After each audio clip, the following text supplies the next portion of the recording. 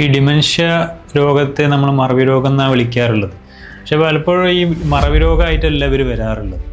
ഇവർ ചില സ്വഭാവ പ്രശ്നങ്ങളായിട്ടാണ് സൈക്കാട്രിസ്റ്റിൻ്റെ അടുത്തൊക്കെ കൊണ്ടുവരിക. പിന്നെ behavioural problem associated with dementia എന്ന് പറയും.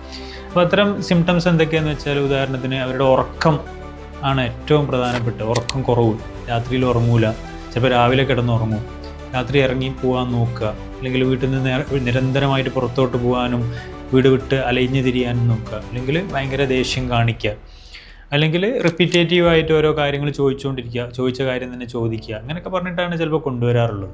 ചില കേസിൽ ഭയങ്കര അജിറ്റേഷനായിട്ട് ഒക്കെ, ചില കോൺഫ്ലിക്റ്റ് ഒക്കെ ഉണ്ടാകുമ്പോൾ ഭയങ്കര അജിറ്റേഷനൊക്കെ ആയിട്ട് കൊണ്ടുവരും. മാത്രമല്ല ചില കേസിൽ ചിലപ്പോൾ സംശയങ്ങളായിട്ടും വരും കേട്ടോ. ഉദാഹരണത്തിന്, എൻ്റെ സാധനങ്ങളൊക്കെ ആരോ എടുത്തു കൊണ്ടുപോയിട്ടുണ്ട്, അല്ലെങ്കിൽ എൻ്റെ വീട്ടിലെ തേങ്ങ ആരോ എടുത്തു കൊണ്ടുപോകുന്നുണ്ട്, അല്ലെങ്കിൽ വീട്ടിൽ കള്ളൻ വരുന്നുണ്ട്, ഇങ്ങനെയുള്ള സംശയങ്ങളായിട്ട് ചിലപ്പോൾ ആലൂസിനേഷനായിട്ടൊക്കെ വരും. അപ്പോൾ ഇത്തരം കേസിൽ നമ്മൾ എന്ത് ചെയ്യുക വെച്ചാൽ, ഇവരുടെ ഹിസ്റ്ററിയും ഇവർ എക്സാമിനേഷനൊക്കെ കഴിയുമ്പോഴാണ് മനസ്സിലാക്കുക ഇവർക്ക് മറവി രോഗമാണ്, ഇവർക്ക് ഡിമെൻഷ്യ ആണ് എന്നുള്ളത് മനസ്സിലാവും.